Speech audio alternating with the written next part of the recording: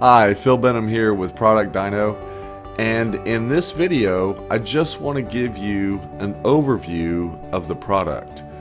Now, our goal for ProductDyno is to be the most flexible way to host and deliver any type of digital product online.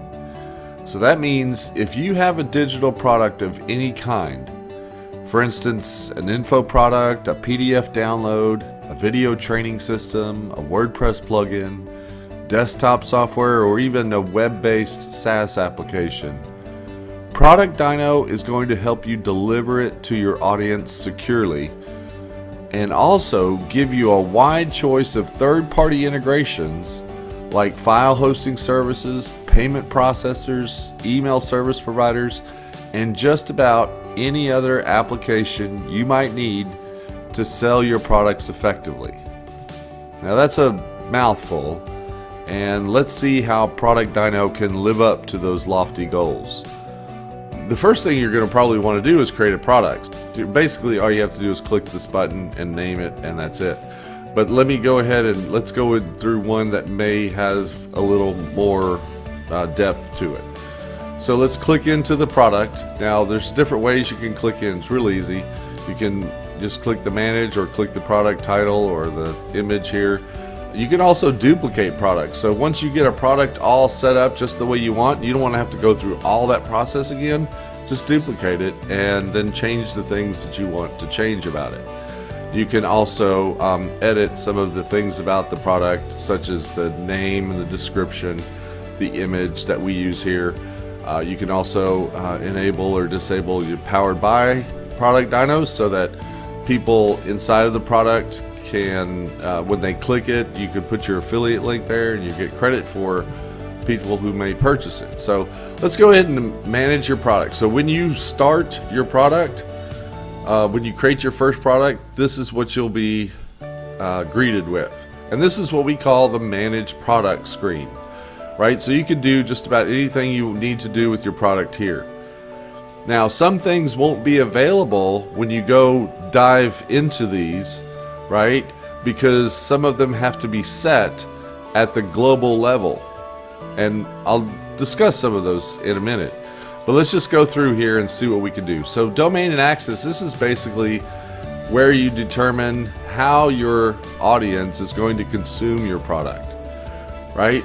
So you can create your own subdomain on ProductDyno.com, or you can enable your own custom domain. Now, so this is where your product will be. You can determine whether or not you want paid access, public access, or free access. Now, the difference between those are really cool here. So paid access, of course, people are going to buy your product. Public access means that you are allowing folks to view your product online for nothing, right? So it's just like a blog and it's out there, right? So you can send traffic to it and no one has to do anything but click on the link and view the content. Free access, on the other hand, although it sounds the same, but free access actually requires your audience to register before they're allowed to view the content. So they actually have to log in, although you're not charging them anything to do so. This is a great way to build your list if you're giving away content, especially as a bribe for their email address, okay? In that case, you'd create a free access product. Then you would also integrate your email autoresponder, so anyone who registers would go straight to the autoresponder and you build your list that way. You can also enable external content. So if we do this is telling ProductDyno, hey, I don't want my content on ProductDyno or even on my own custom domain, whatever. I want it on my own site, and I want to be able to protect those pages on my site using ProductDyno. And you're welcome to do that. So all you would have to do is put in the first page that your customers might see on your site, right? And then you would take this copy protection code and you would put it on that page and any other pages that you want to protect. So anytime someone goes to one of those pages and they're not logged in, right, they don't have access, they won't see the page. They'll go to the custom login page that that ProductDyno already creates for you, right?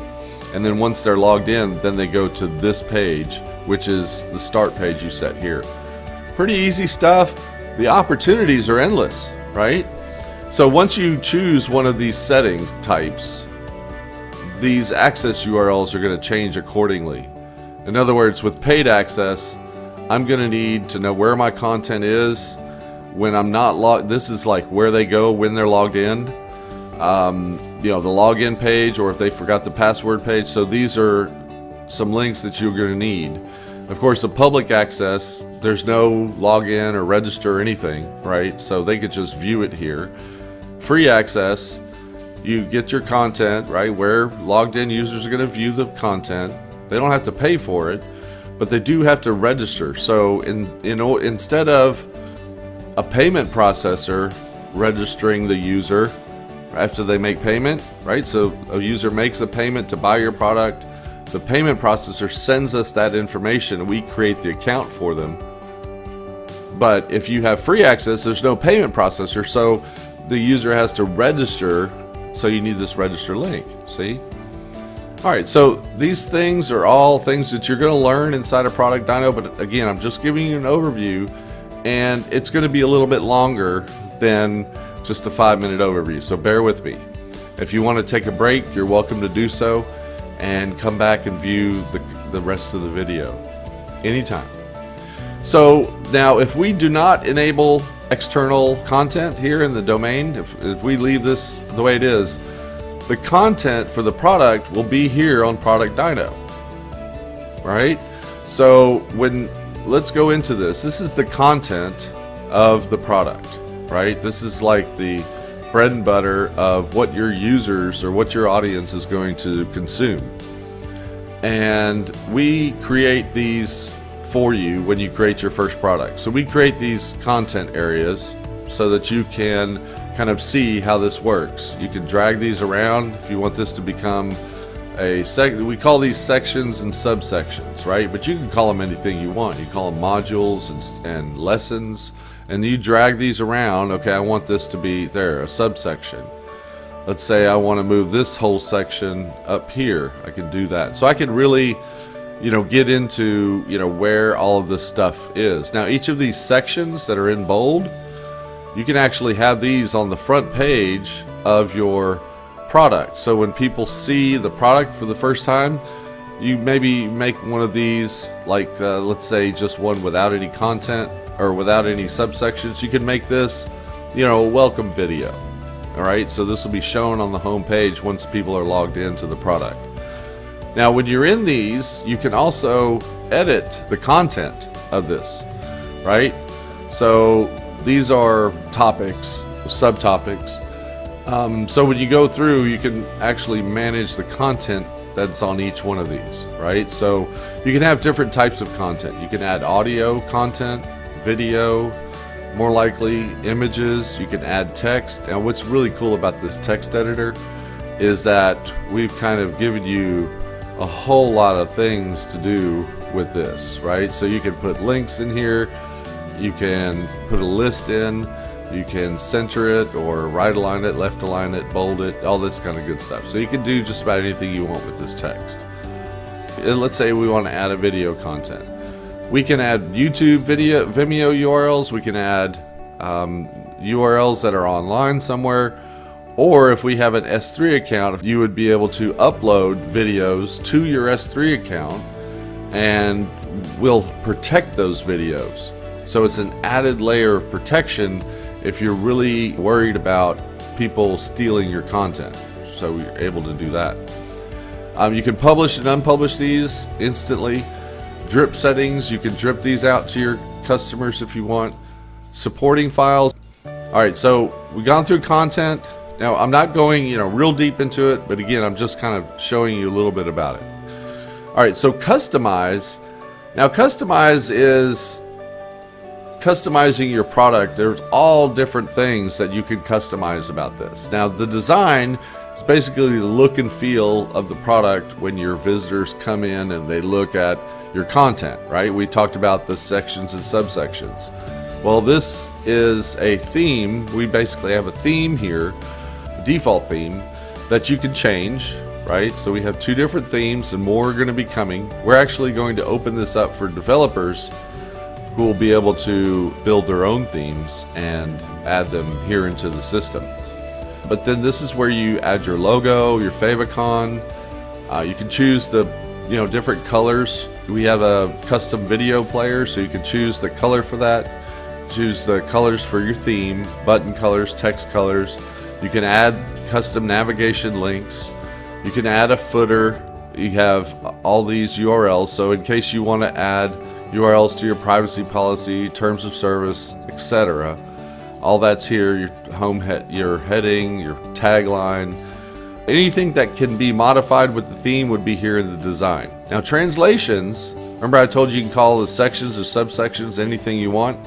Well, this is where you would name that. So if in your product it'll say section, you want it to say module, so you would change that here, right? Subsection, you want to say lesson, so you could change that here.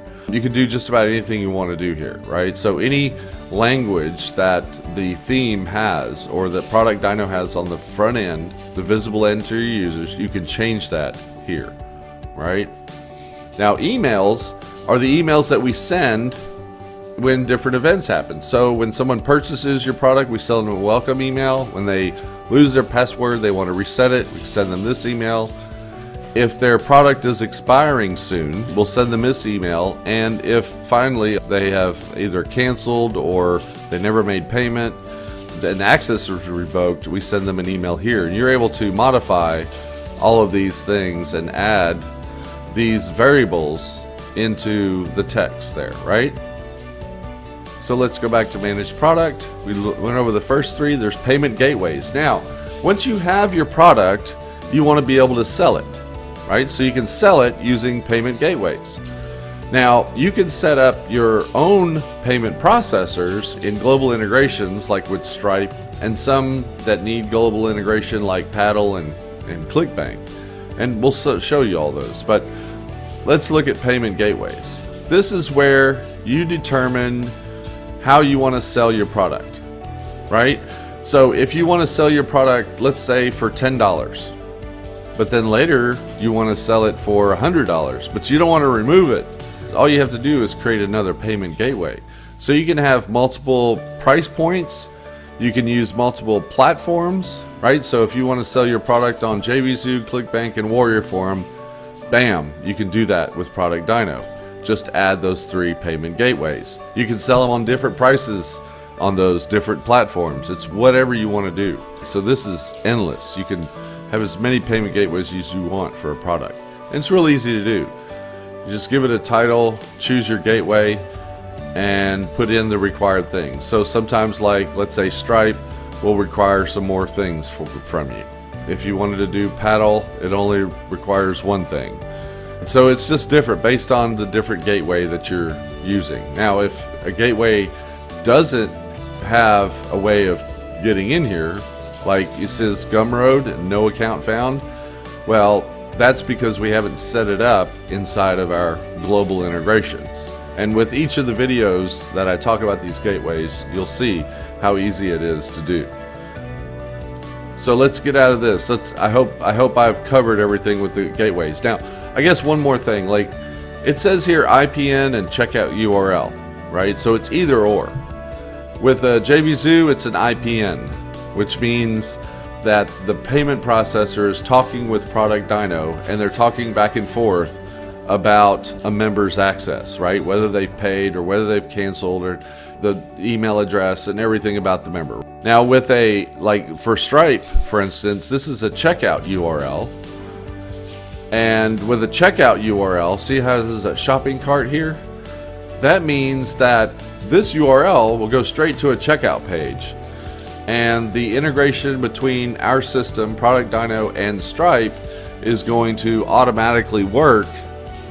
So we don't need an IPN URL. It's all done kind of behind the scenes. This is where you want people to go to buy. So you would copy this and make it a link on your buttons, on your buy now buttons. So there's different things, little quirks about this, but as you start using it, and especially if you start using some of these platforms and you're already used to a platform, you're going to fall right in. All right, so let's go on to integrations. This is where we add different things like marketing email services. We support ActiveCampaign and many others, and I'll show you those in a minute. But we have to add them to global integrations, and then they'll be available for all of your products. And you can add as many as you want for one product. So let's say, for instance, I've had, let's say, 5 different email services set up in global integrations, and I wanted to add them all to this product. Or another scenario might be one that I recently encountered, where I was selling a product and I had a JV manager who was helping us recruit JVs. And he wanted all of the customers as a customer list for himself. That was part of our agreement. So I wanted all the customers too. Now, how do you share those emails? Well, the way most people do it is they connect their email service and then they'll download a CSV file of all their customers and then send it to their JV partner. They have to upload it to their service, blah, blah, blah. Well, in this case, you could just have them add their email service here in the global integrations and then add, like, let's say they have Aweber and I have ActiveCampaign. So we put Aweber here. When someone purchases the product, it goes to both email services automatically. All right, so that's a great way. Or you could have 5 different email services that go to all 5 of them. Transactional emails, we're using ProductDyno SMTP. You can use your own. So if you have a connected account in global integrations, you'll be able to add it here. It's easy peasy. And this will kind of help brand your product, right? If you want your emails coming from a certain place, we'll let you do that. Videos and file hosting, you can add S3 accounts, you can add FTP accounts, and I'll show you those in a minute too. And this is so that when you upload videos to the content area, they're protected. Webhooks, this is awesome. Like, you can connect this to Zapier, and whenever an event happens inside of ProductDyno, that event is going to be sent to Zapier, and Zapier is going to send it anywhere else you want. So you can do so much with that. And we'll discuss more of that later.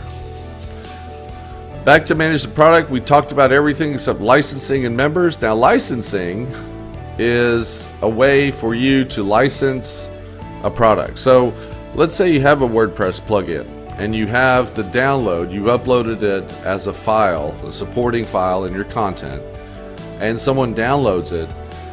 That's great. Well, what if you want to protect that? So you want to enable licenses here, and then when users download their software, they'll be able to go to a special page we create on ProductDyno in the content area that'll show them the licenses, and they'll be able to copy and paste those licenses into your software.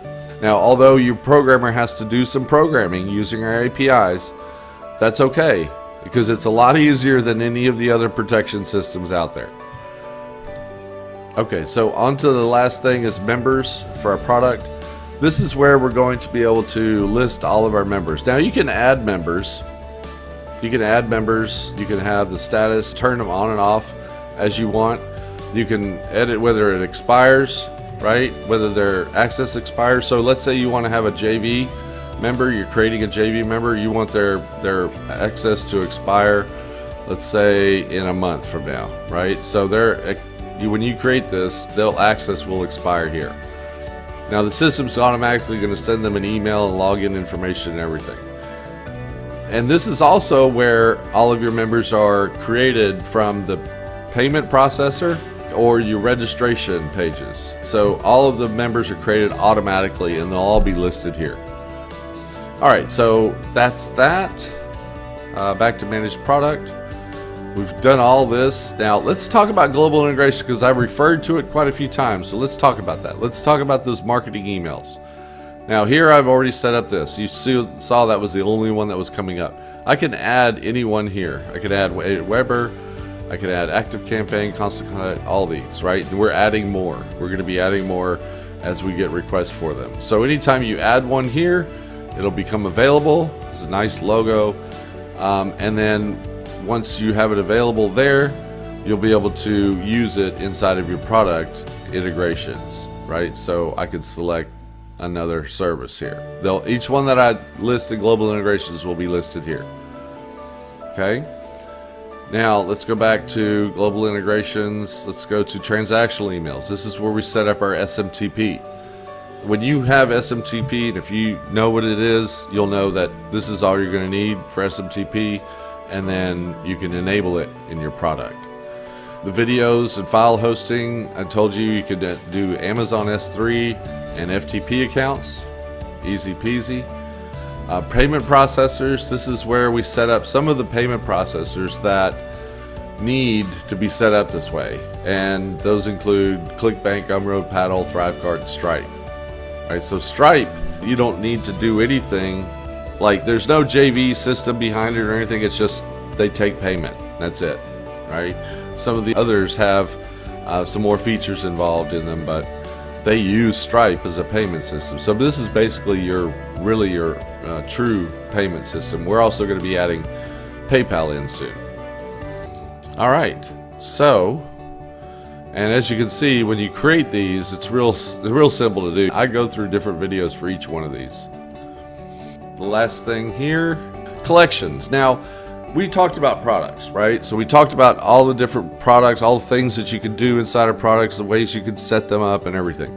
Well, collections is a new way of looking at it, like a collection of products. You're familiar with this when you've seen something like you can have multiple products under a brand, right? Or under a site, they call it. Well, we give you unlimited collections. And then any products that you have, you can put them into collections. Now, when people buy, they buy any one of those, but they're in the collection, right? They have access to their product, but those other products are still there. So let's say they purchase the lower end basic version, and when they go in to log in to access their basic version, they can also see the intermediate and the advanced versions, right?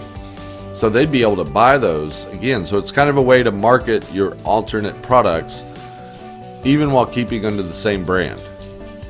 So you'll notice that when we go into manage a collection, it looks almost the same as our products. We have domain and access, same thing, right? We have, instead of content, we have products, right? So you can add all the products that you want into here.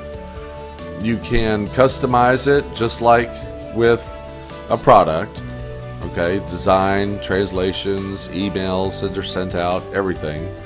You can also add payment gateways, of course. Now, payment gateways are really cool because you set these up with like products. So you can add all the products in the collection, or you can add one of these products by itself, or you can have 3 products or whatever, okay?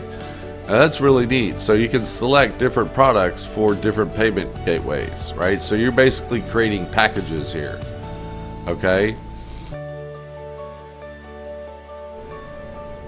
And then when we go through to integration, same thing.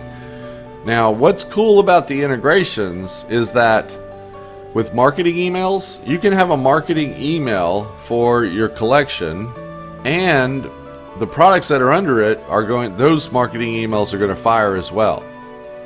So if they buy version A or version B, they're going to get an email based on version A or version B, if you have it set up that way.